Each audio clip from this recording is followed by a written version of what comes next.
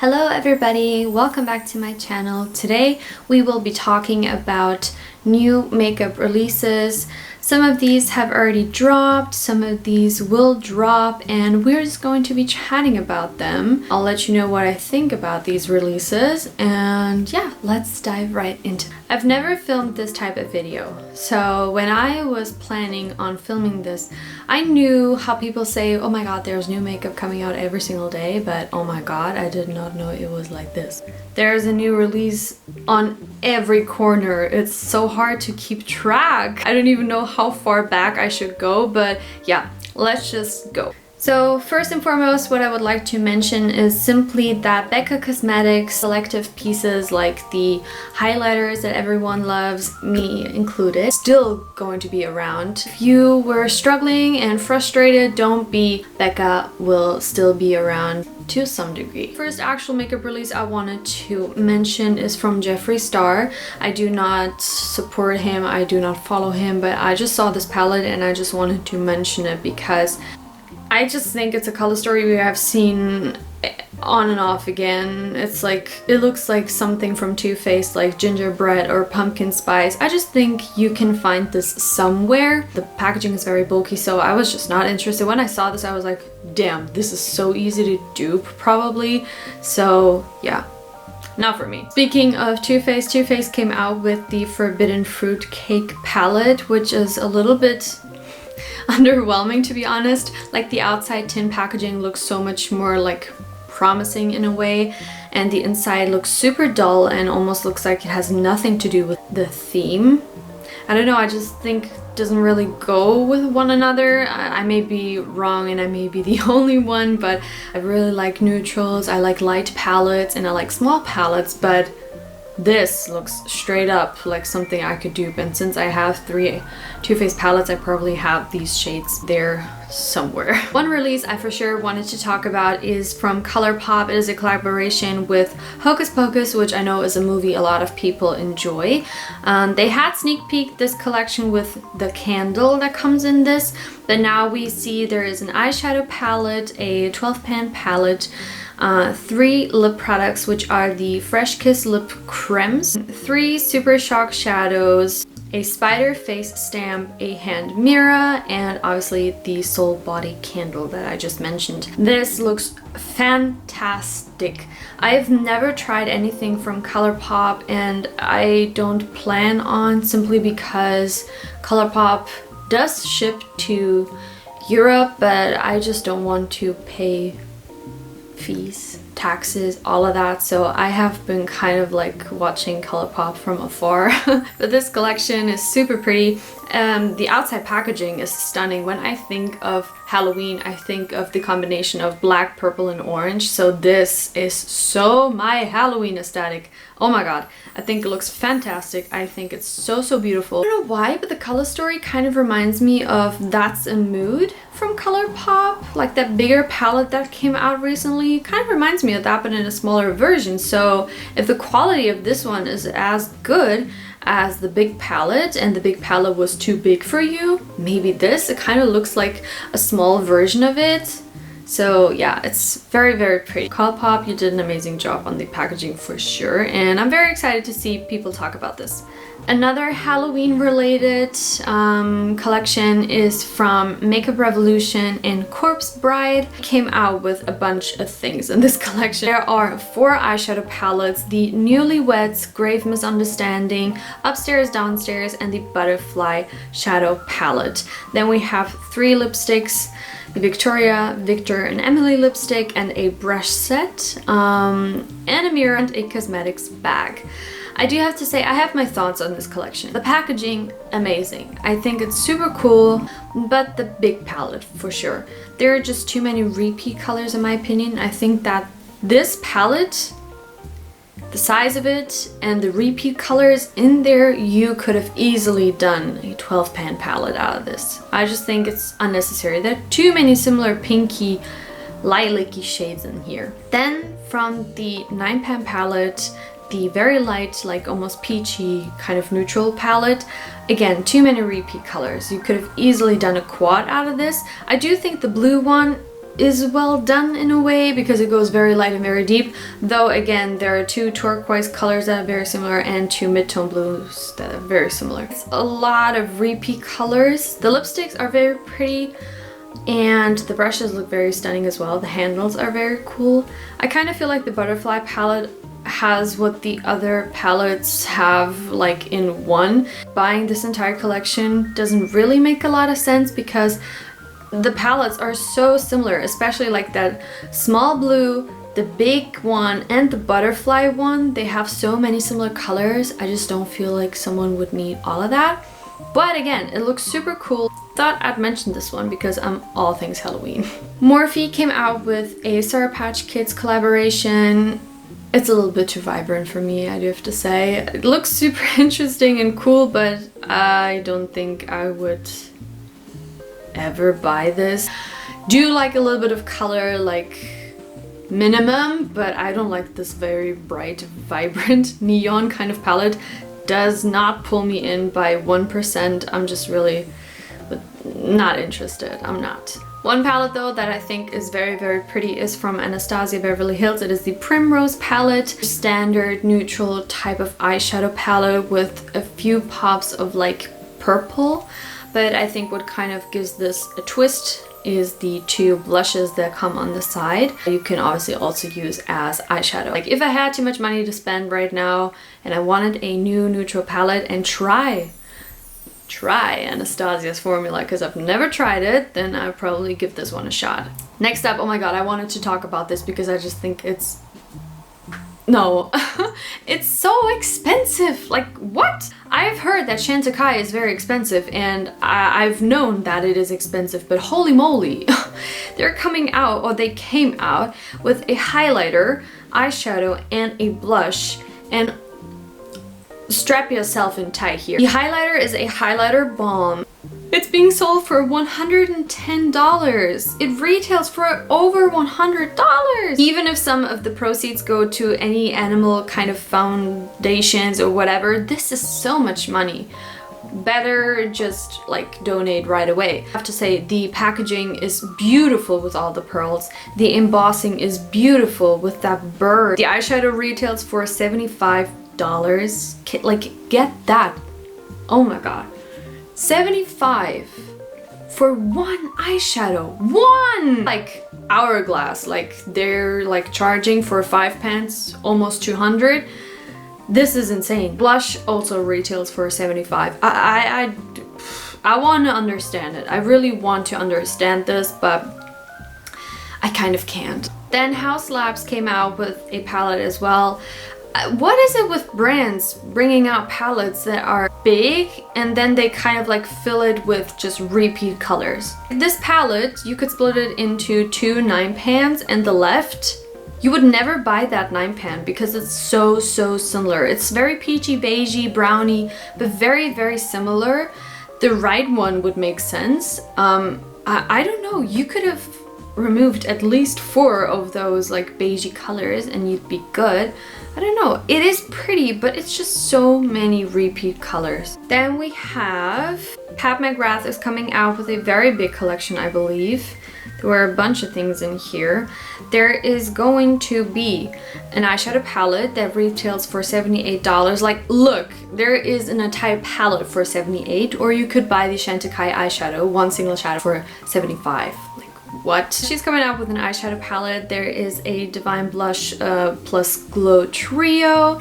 There are also some quads, highlighter, lip balm, and then like an entire set where you can get like everything. The palette looks amazing. Although it's neutral with pops of color, I think it's just so elegant and so well done that this would be something I would be interested in. I'm intrigued. Not gonna buy it because it's pretty expensive, but I wanted to mention it. Then we have Kylie coming out with a baby line.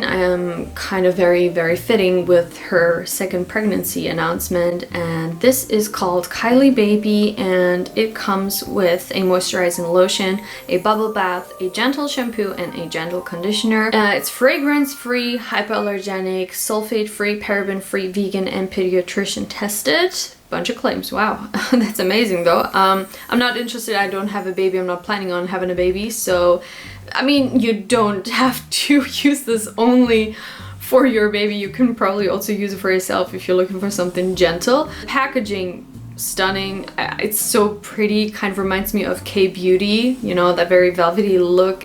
And like that transition from blue to pink, I think it's so pretty. And we have a collaboration between Sigma and Cinderella that is very interesting. The palette I think is very pretty. Again, neutrals with pops of colors, though I have to say these colors make sense for the characters. I think the colors, it's almost like I can see the movie in this palette. So to me, the palette actually makes a lot of sense. Though in my mind, Cinderella's dress is less turquoise and more baby blue. Maybe it's just my mind that's foggy.